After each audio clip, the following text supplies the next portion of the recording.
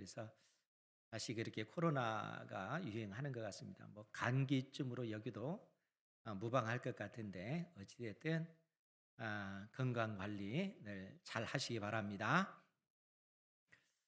성경에서 가장 중요한 주제, 또 핵심 주제가 무엇일까라고 했을 때 가장 큰 주제가 바로 하나님의 나라, 천국입니다. 그래서 이제 천국, 또 하나님의 나라 같은 의미예요. 천국과 하나님의 나라는 같은 의미입니다. 그런데 이제 보통 우리가 천국 그러면은 늘상 죽으면 가는 곳, 하나님의 나라 천국 이렇게 생각하는데, 그런데 우리가 성경을 면밀하게 보면은 천국은 죽어서 가는 곳이 아니라 천국은 이 세상 역사 가운데 이루어진다 하는 사실을 성경이 계속해서 우리에게 가르쳐 주고 있습니다. 그러니까 천국은 죽으면 가는 곳이 아니라 천국은 이 세상 역사 가운데 이루어지는 것, 그것이 천국이다 하는 사실을 우리가 생각을 해야 됩니다. 왜 그런가 하면 우리 주님께서도 이 땅에 오셔서 복음을 증거하실 때 뭐라고 선언하자면 회개하라 천국이 가까이 왔느니라 이렇게 증언하십니다. 그러니까 너희들의 그 죄에서 돌이켜서 회개해라. 왜냐하면은 천국이 가까이 왔기 때문에 그렇다라는 얘기죠. 천국이 왔다 이렇게 얘기한 게 아니고 천국이 가까이 왔다 이렇게 얘기하는 거예요.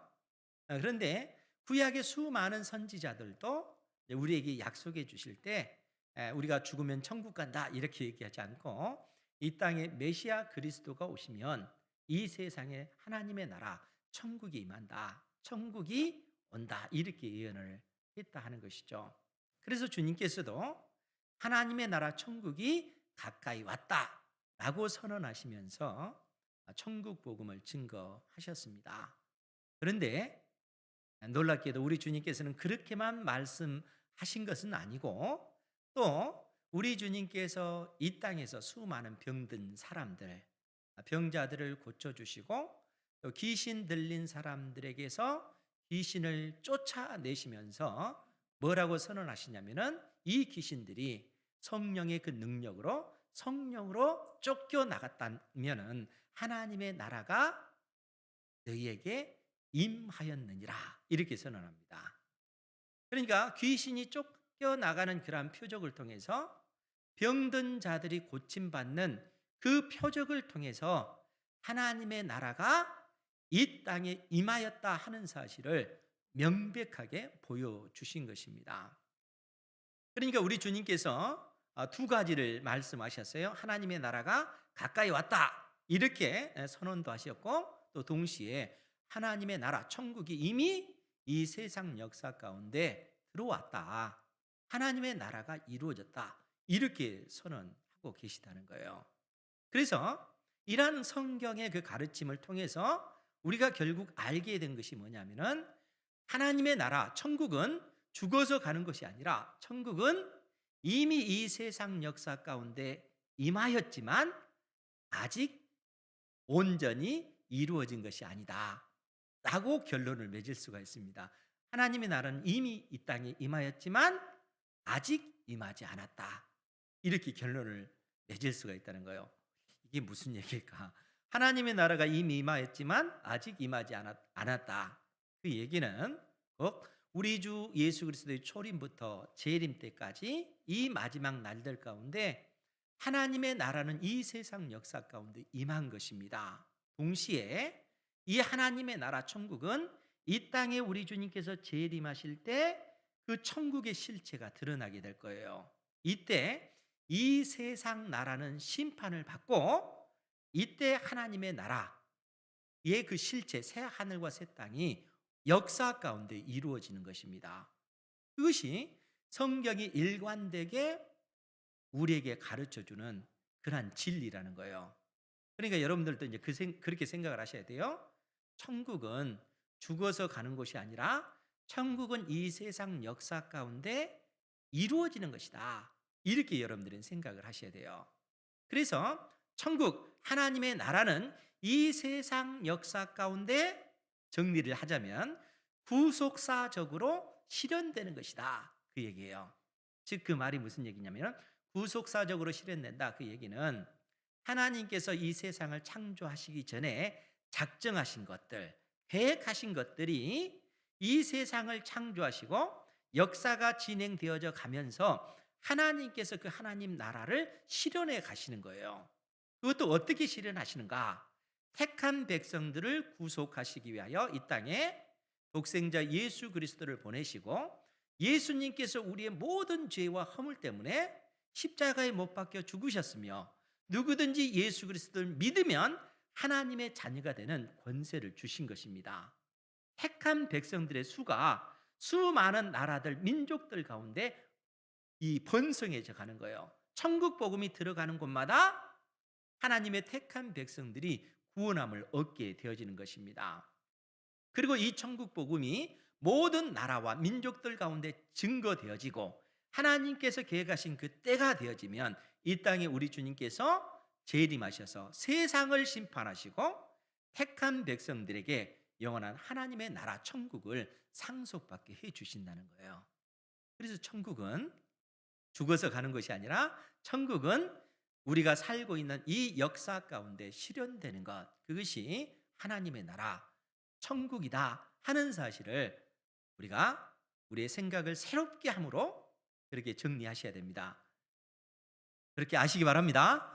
이게 성경이 일관되게 가르쳐주는 진리이기 때문에 그렇다는 거죠. 이렇게 말하면 그러면 죽으면 가는 곳은 어디지? 이렇게 생각하시는 분들이 계실 텐데 죽으면 가는 곳은 어떤 것이냐? 예수님을 믿지 않는 사람들은 죽으면 육체는 썩어지잖아요. 그 영혼은 지옥에 가는 겁니다. 이 지옥이라고 하는 것은 형벌을 받기 위한 예비 장소로서 지옥입니다. 그러니까 사람은 몸과 육체가 있어져야 되잖아요. 그런데 예수님을 믿지 않는 사람들이 가는 곳은 죽음의 권세 아래에 있는 이 수올 하데스라고 하는 그 음부의 죽음의 그 영역이라는 거예요. 이곳은 철저하게 죽음의 권세 아래에 있는 곳입니다. 그런데 예수 그리스도를 믿는 사람들은 이 죽음의 권세에서 이미 우리는 벗어났잖아요. 여러분들이 예수 그리스도를 믿음으로 말미암아 예수님과 함께 십자가에 못 박혀 죽었고 예수님께서 부활하셨을 때 여러분들도 이미 부활 생명을 가진 존재입니다. 즉 그 말은 예수 믿는 사람들은 이미 죽음의 권세에서 벗어난 존재들인 것이죠. 단지 우리의 그 육체는 여전히 죄의 영향력 하에 있기 때문에 죽음이라고 하는 그 과정을 통해서 우리가 육체를 벗어버리는 거예요. 그러니까 지금 이 육체는 부활의 새 몸을 입기 위해서 죽음이라고 하는 과정을 통해서 벗어버리는 것입니다. 낡은 옷을 벗어버리고 새 옷을 입기 위한 과정이라는 것이죠. 그러니까 예수 그리스도를 믿는 사람들은 이 세상을 떠났을 때 그 즉시 하나님 품에 낙원이라고 일컬어지는 그곳에 우리의 영혼이 가게 되는 거예요. 우리 주님과 함께. 그 낙원은 죽음의 권세로부터 완전히 자유한 것. 우리의 영혼이 주님과 함께 있는 거예요. 그리고 우리 주님과 함께 1000년 동안 왕노릇하는 것입니다. 주님께서 온 세상을 통치하시는 이 통치에 우리가 함께 참여하는 거예요. 1000년이라고 하는 것은 예수님께서 이 땅에 재림하실 그때까지, 초림부터 재림까지 그 상징적인 그 기간이 1000년인데 우리의 영혼은 낙원의 주님과 함께 거하면서 주님의 그 통치에 동참하게 되어지는 거예요. 그리고 이 땅에 우리 주님께서 재림하실 때 우리 역시 몸의 부활을 입고 하나님의 나라 천국을 상속받게 되어지는 것입니다. 성경이 하나님 나라에 대해서 천국에 관해서 그처럼 일관되게 우리에게 가르쳐주고 있다는 거예요. 그러니까 사랑하는 성도 여러분, 여러분들은 이미 천국에 들어와 있는 줄 믿으시기 바랍니다. 우리는 천국 백성으로서 지금 살아가고 있는 거예요. 그러면 천국이라고 하는 것이 어떤 곳인가? 라고 했을 때 하나님의 통치가 있는 곳, 하나님의 다스림이 있는 것이 천국이라는 거예요. 그러니까 여러분들이 예수 그리스도를 믿고 구원을 받아서 하나님을 예비하고 하나님의 통치를 받는 거잖아요. 그래서 우리는 이 세상 속에 있지만 이 세상 나라에 속한 존재가 아니라 이 세상에서 구별된 백성으로 하나님께서 부르셨고, 우리가 이 세상 속에 있지만 하나님의 통치를 받는 것입니다. 천국 백성이기 때문에 그렇다는 거예요. 그런데 오늘 바울 사도가 우리가 이 땅에서의 삶, 천국 백성으로서 어떻게 살아야 하는가, 너희가 과연 하나님의 자녀라면 천국 백성으로서 어떻게 하나님의 말씀에 통치를 받으며 그 말씀에 순종하는 삶을 살아야 되는가 하는 사실에 대해서 우리에게 가르쳐 주고 있습니다. 오늘 말씀의 제목이 뭡니까? 시작. 하나님 나라는 의와 평강과 희락이라. 즉 천국은 의와 평강과 희락이라. 이 말씀이 뭘까? 하나님의 나라 천국은 의와 평강과 희락이라. 이 구절이 17절 말씀인데, 거기에 보면 하나님의 나라 즉 천국은 먹는 것과 마시는 것이 아니요 오직 성령 안에 있는 의와 평강과 희락이라, 이렇게 말씀하고 있습니다. 그럼 왜 바울 사도는 하나님 나라 천국은 먹는 것과 마시는 것이 아니다 이렇게 이야기했을까요? 천국 백성은 먹어서도 안 되고 마셔도 안 되고 그런 것인가? 그러면 우리 다 죽잖아요. 그런 의미는 아니겠죠, 그죠? 근데 바울 사도는 하나님의 나라 천국은 먹는 것과 마시는 것이 아니다라고 얘기합니다. 그러면서 오직 성령 안에 있는 의와 평강과 희락이다 이렇게 선언하고 있습니다. 그럼 왜 이런 말씀을 했겠는가? 여러분, 바울 사도가 로마 교회에 편지할 때, 로마 교회는 이방인들이 중심이 되는 그러한 교회예요. 그러니까 유대인들이 많지 아니하고 이방인들의 수가 훨씬 많고, 또 이 로마 교회 역시 이방인 지도자들이 대부분 주도하고 있는 그러한 교회가 로마 교회입니다.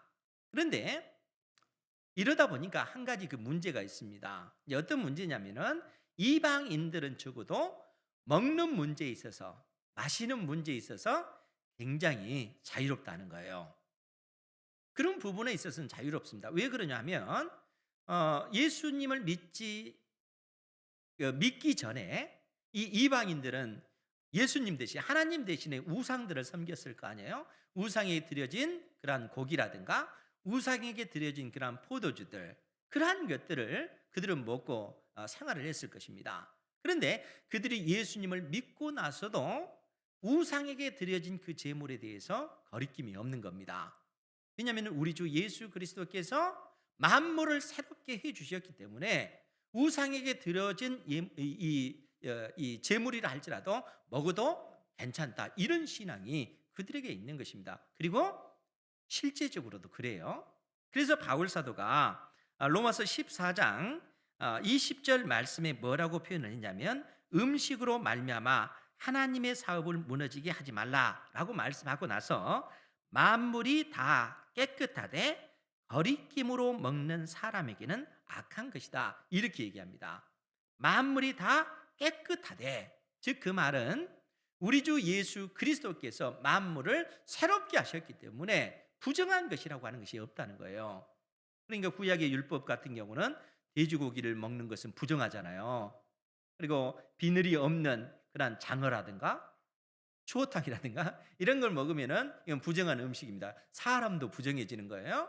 그런데 우리 주님께서 그 모든 것들을 새롭게 하셨기 때문에 그러한 음식이 사람을 부정하게 만들지 못한다는 거예요.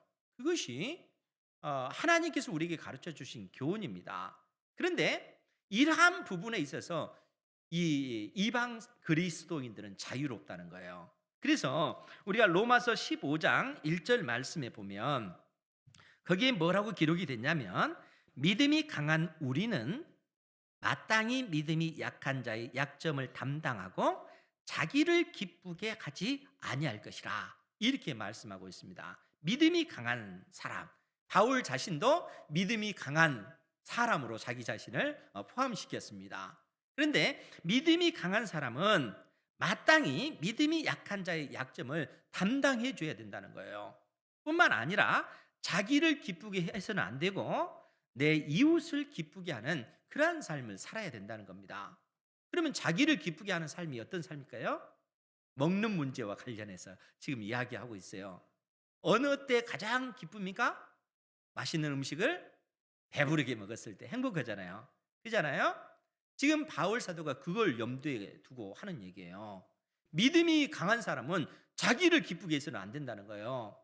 우리 주님의 십자가의 피로 만물이 새롭게 되어졌기 때문에 심지어 우상에게 드려진 그러한 제물과 우상에게 드려진 포도주를 할지라도 그러한 것이 우리를 부정하게 만들지 않는다는 거예요. 실제적으로 그렇습니다, 여러분. 여러분, 제사 음식 이것이 우리를 부정하게 하는 것 아니에요?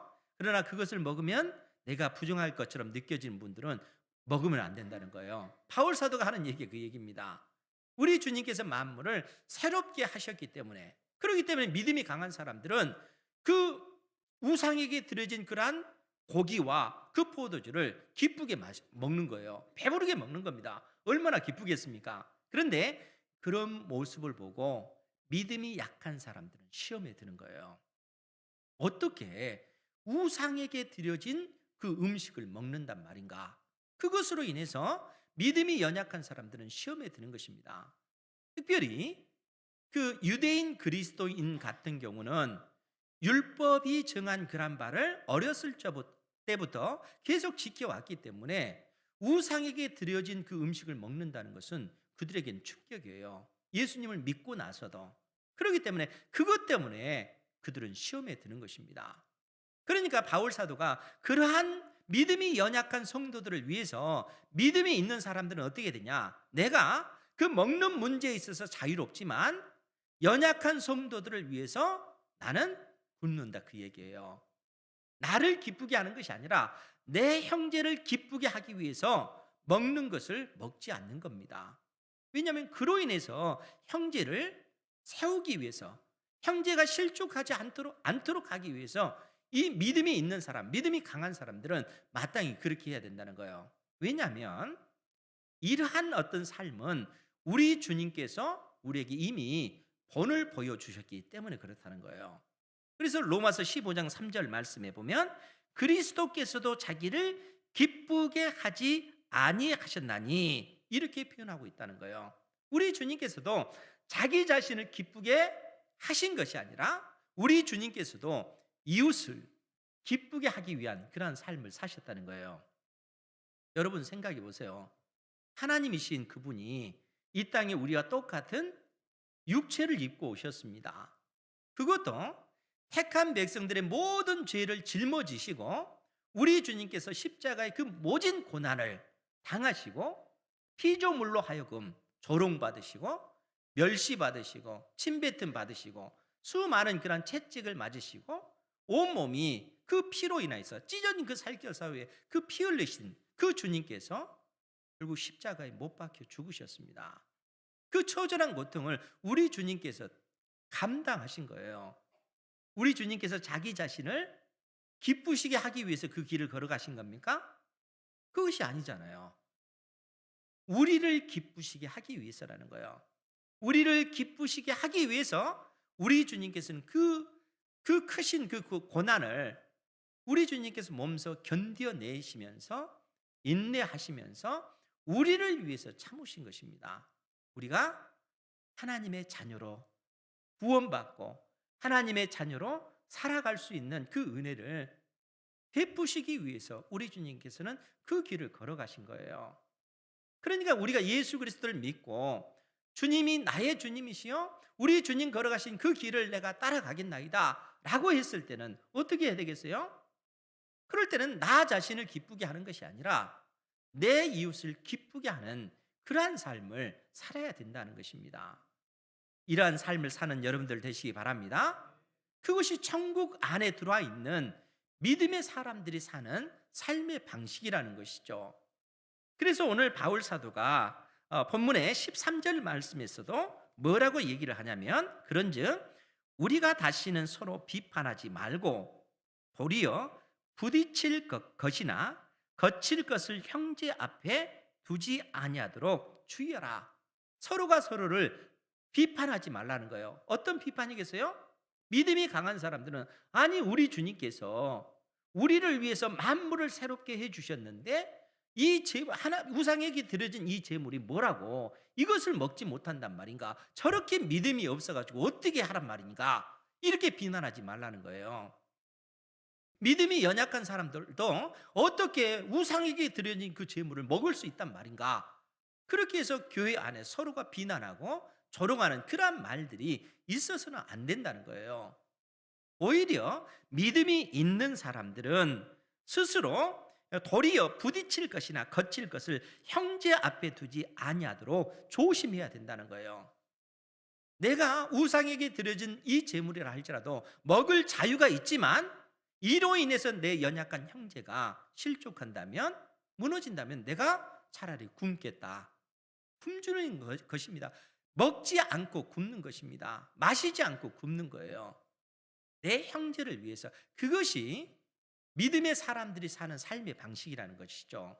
천국 안에 들어와 있는 사람들의 삶은 마땅히 그렇게 해야 된다는 거예요. 나는 구원받았으니까 이제 아무렇게 살아도 돼. 그런 삶이 아니라는 겁니다. 예수님을 믿은 사람들은 더더욱 하나님께서 요구하시는 믿음의 삶을 살기 위해서 자원해서 기쁨으로 그 삶을 살기 위해서 힘써야 된다는 것입니다. 바울 사도가 우리에게 교훈하는 내용이 바로 그 의미라는 것이죠. 그래서 14절 이하의 말씀도 뭐라고 얘기를 하냐면 내가 주 예수 안에서 알고 확신하노니 무엇이든지 스스로 속된 것이 없으되 스스로 부정한 것이 없으되 다만 부정하게 여기는 그 사람에게는 속되니라.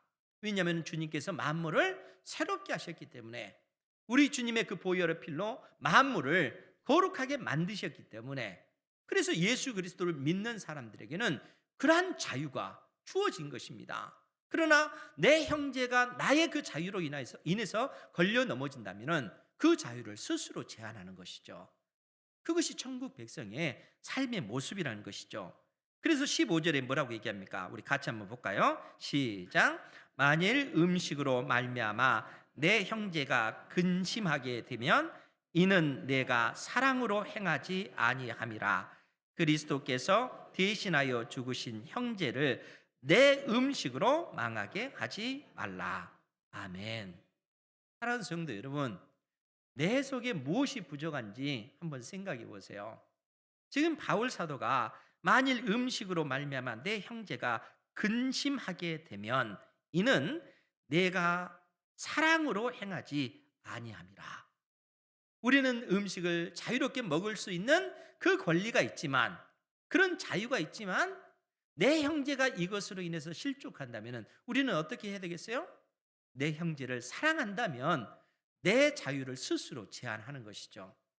왜냐하면 그러한 내가 굶주림으로 내 형제가 기뻐할 수 있다면 내가 희생함으로 내 형제가 하나님의 사람으로 견고히 설 수 있다면 그때까지 인내하면서 기다려주는 것입니다. 그것이 형제를 사랑하는 방식이기 때문에 그런 것이죠. 우리 주님께서 우리를 사랑하실 때 그렇지 않습니까? 지금도 우리 주님께서 우리를 사랑하셔서 지금까지 인내하시고 앞으로도 계속 인내하시면서 하나님께서 여러분들을 보시면서 여러분들을 향하여 참으시고 기다려주시고 끊임없이 하나님의 영을 여러분들에게 부어주셔서 믿음의 사람으로 성장하기를 우리 주님께서는 보좌 우편에서 우리를 위해서 지금도 기도하고 계시고 지금도 인내하고 계시다는 거예요. 우리가 그러한 사랑을 잊고 있습니다.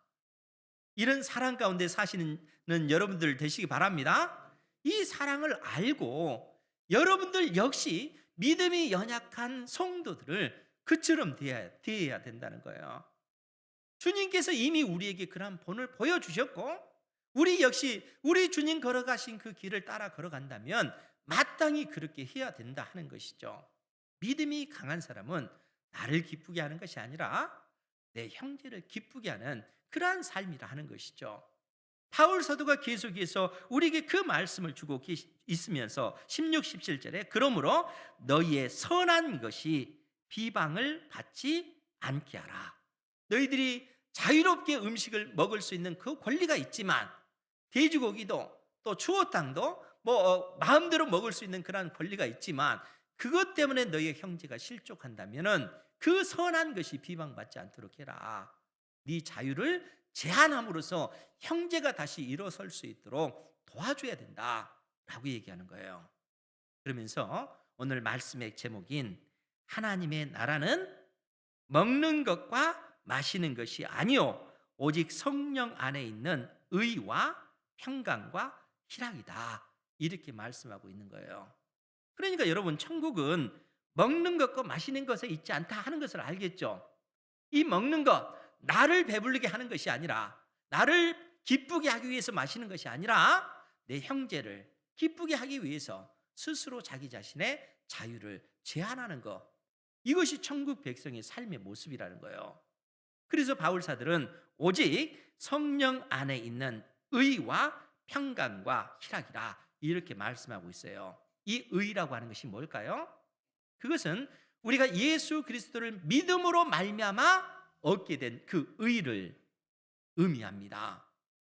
여러분, 로마서 4장 25절 이하의 말씀을 보면, 제가 읽어드릴게요.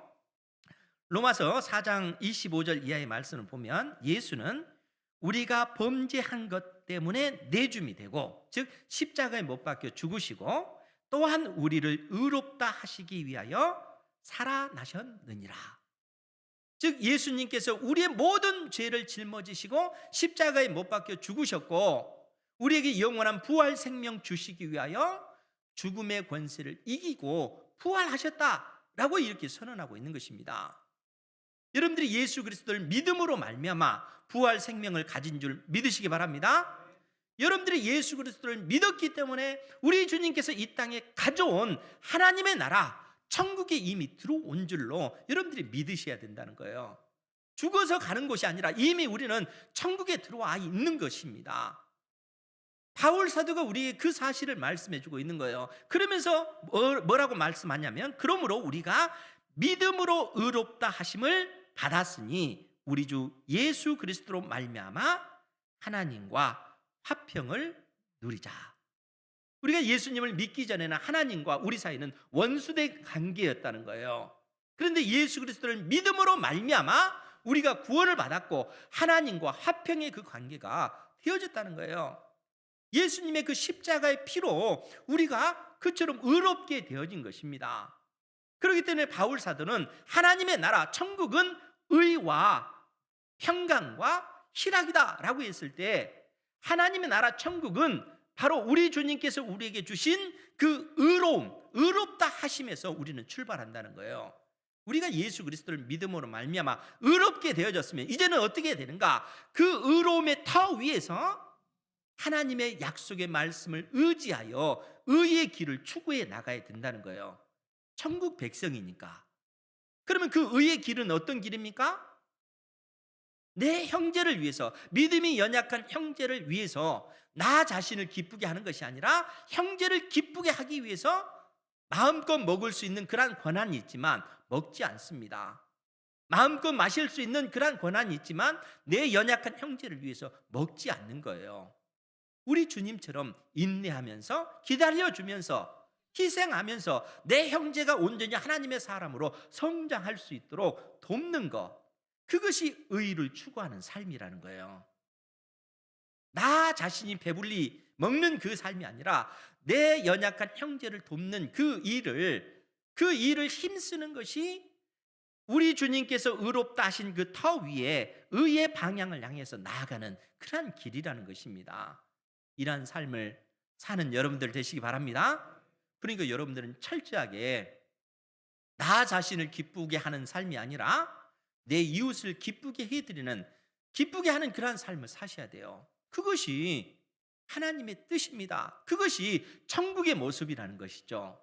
그런데 여러분, 그렇게 살면 여러분들 마음속에 어떤 평강과 기쁨이 있습니까? 처음에는 있어요. 내 형제를 위해서 인내하고 견뎌냈을 때 그런 기쁨이 있잖아요. 그리고 감사한 마음이 있잖아요. 그런데 계속 그러한 삶을 살다 보면 어때요? 나는 계속 이렇게 손해만 보고 살아야 돼? 이런 생각이 들잖아요. 우리가 이 땅에 있기 때문에, 이 세상 역사 가운데 하나님의 나라가 있기 때문에 그렇습니다. 이 세상 속에 우리가 천국 백성으로 있기 때문에 열심히 그런 삶을 살다 어느 순간 보면은 억울한 생각이 드는 거예요. 그건 성령이 주는 생각이 아닙니다. 사단이 주는 생각이에요. 그럴 때 어떻게 해야 되는가? 하나님의 의에, 하나님의 그 의를 추구하는 삶을 살다가 그런 생각이 들 때 하나님 앞에 기도해야 되는 거예요. 하나님, 여전히 나의 그 옛 사람의 모습이 이렇습니다. 하나님의 은혜가 아니면 내가 살 길이 없습니다. 하나님, 나를 불쌍히 여겨 주십시오. 나를 살려 주십시오. 천국 백성답게 살 수 있도록 나에게 은혜 주십시오. 하나님 앞에 도우심을 구해야 하는 거예요. 그래서 바울 사도가 뭐라고 얘기했습니까? 오직 성령 안에 있는, 성령 안에 있는, 성령 안에 있는 의와 평강과 희락이라, 이렇게 말씀하고 있는 거예요. 내 힘과 내 능력으로 우리는 천국 백성으로서 살 수 있는 존재가 아닙니다. 하나님의 은혜가 부어져야 되는 거예요. 내 마음속에 그러한 원망과 불평이 생겨날 때 하나님 앞에 도움을 구하면 하나님께서 내 마음을 만져주시고 그 연약한 자리에서 일어설 수 있도록 하나님께서 도와주시는 거예요. 내 마음속에 있는 불안과 염려와 근심이 떠나고 하나님의 평강이 우리의 심령을 지배하는 것입니다. 그것이 천국의 평강이라는 거예요. 뿐만 아니라 우리 영혼에 엄청난 그 기쁨이 밀려오는 것이죠. 하나님의 사람으로서 살아가는 그 기쁨, 천국 백성으로서 사는 그 기쁨을 하나님께서 우리에게 부어주시는 거예요. 그것이 이 세상 속에서 살아가는 하나님의 자녀의 삶의 모습이라는 거예요. 바울 사도가 우리에게 그 교훈을 가르쳐주고 있습니다. 하나님의 나라는 이미 왔다. 그리고 너희들은 이미 천국을 소유한 존재다. 천국 백성으로서 우리가 이 땅에서 살아야 된다는 것이죠. 우리가 이 세상 속에 있지만 이 세상에 속하지 않고 하나님의 백성으로 살아가야 한다는 것이죠.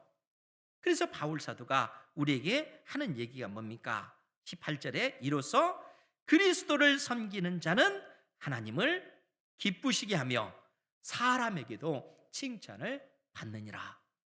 이럴 수밖에 없는 것이죠. 천국 백성의 삶을 살아가게 될 때 하나님께서 이런 놀라운 은혜를 베풀어 주시는 것입니다. 사랑하는 성도 여러분, 오늘 하나님께서 바울 사도를 통해서 주신 이 진리를 마음속에 새기시기 바랍니다. 우리가 죽어서 가는 곳이 천국이 아니라 이미 나는 천국을 소유한 자요, 내가 이 세상 속에 있지만 세상에 속하지 않고 천국 백성답게 사는 존재들이라는 거예요. 그러기 위해서 천국은 의와 평강과 희락이다 하는 이 말씀의 의미가 무엇인지 여러분들이 잘 깨달아 알아서 늘 성령 안에서 하나님께서 주시는 이 기쁨을 누리는 은혜가 있기를 주님의 이름으로 축원드립니다. 기도하겠습니다. 거룩하신 아버지 하나님, 이 땅에 하나님의 나라를 이루시고 우리를 하나님 나라의 백성으로 불러주시니 감사드리옵나이다. 저희들이 이 세상 속에 있지만 세상의 통치를 받는 것이 아니라 하나님의 통치를 받고 하나님의 다스림을 우리가 받나이다. 늘 진리